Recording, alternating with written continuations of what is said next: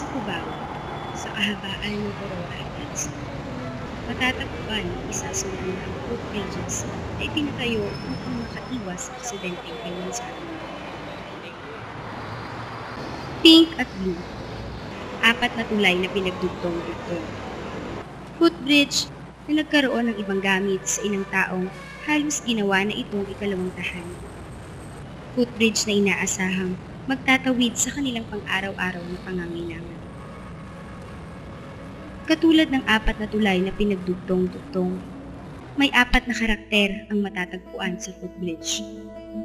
Mga karakter na may sari-saring panira, mga simpleng istoryang madalas nilalagpasan ng karamihan. Mataas na ang araw nang marating namin ang footbridge. Marami-rami na rin ang mga tao. Sinusubukang habulin ng oras. Kanya-kanyang destinasyon, kanya-kanyang patutunguhan. Samantalang, may ilang mga umaakyat sa footbridge na kinakailangang manatili sa buong araw. Hindi alintana ang init, ingay ng mga sasakyan at alikabok sa araw-araw. Si Kuya Jun, isa sa matigang pumapanhik panaog sa footbridge. Mula Lunes hanggang Sabado, isa siyang security guard sa isang bangko. Pagdating ng Linggo, aakyatin niya ang footbridge upang magtinda ng sombrero. Madali naming nakapalagayang loob si Kuya Jun at nagbahagi na ito ng kaunting kwento tungkol sa kanya at sa footbridge. May pamilya ka na, kuya? Ha? May sarili ka ng pamilya? Yes, ma'am. Yes. Ilan na po anak niyo? Ha? Ilan na yung anak niyo? Isa lang. Isa pa lang. Eh kuya, bakit pagtitinda ng sombrero? Wala lang ako may pang mapagkakitaan, magbondi ito lang. Wala rin akong sariling pang negosyo. Kasi ito, nakikitinda lang din ako. Kumbaga, ang mayari dito, hindi talaga. Hindi pa po ba sapat yung kinikita niyo sa paggagwardya? Medyo katamdaman lang din, ma'am. Saka lang ito yung dagdag kita nila. Pero kuya, ang tanong, bakit dito kayo sa footbridge nagtitinda? Kasi ma'am, nakikita na namin dito. Nung pa yan, dumadadaan ako dito, marami rin bumibili. Kaya nainganyo rin ako may extra sa kapitbahay namin na ganito rin ang anak buhay nila. Kung pwede. Buti na, pumayag rin sila. Kaya ngayon, dalawang buwan na rin ako nagtitinda rito. Pero every Sunday nga lang. Positibo ang mga pananaw ni Kuya Jun sa buhay at naniniwala siyang ang pagiging masaya ay desisyong pwedeng-pwede nating piliin sa kahit ano pa mang sitwasyon. Medyo mahirap yung trabaho namin, pero paano, pinapakita rin namin sa mga tao na kahit nahihirapan kami, pakita namin yung masaya pa rin kami, kahit paano, kumikita pa rin kami, ganun lang din.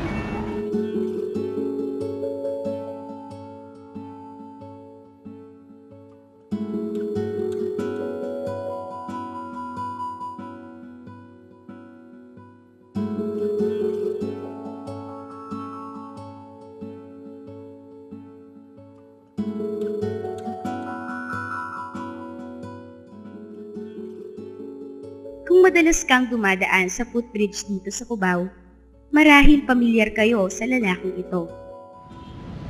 Mula nang ipinanganak ay wala ng binti at paa si Kuya Ray. Ngunit hindi ito naging hadlang.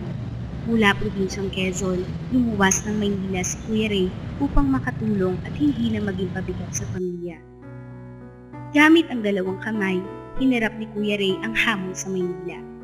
Napadpad sa iba't ibang lugar, pumasok sa iba't ibang trabaho. Dito sa footbridge sa Cubao, nasumpungan ni Kuya Ray ang kanyang swerte. 300 hanggang 1,000 ang kadalasang kinikita niya sa panlilimos dito. Malaking halaga kung iisipin. Sa panlilimos, nakakapagpadala na rin siya ng pera sa probinsya. Sapat at kontento na raw siya sa ganito. At sa pakikipag-usap namin, isang bagay ang aming kinabahala. Kuya, mula nung magkausap tayo, naisip mo na ba yung mga tanong-tanong namin sa'yo kung anong pangarap mo, kung anong gusto mong mangyari? Siyempre. Naisip mo na? May sagot ka na sa akin ngayon? Siguro konting panahon pa. Pero ano yung nakikita mo na ngayon, kuya?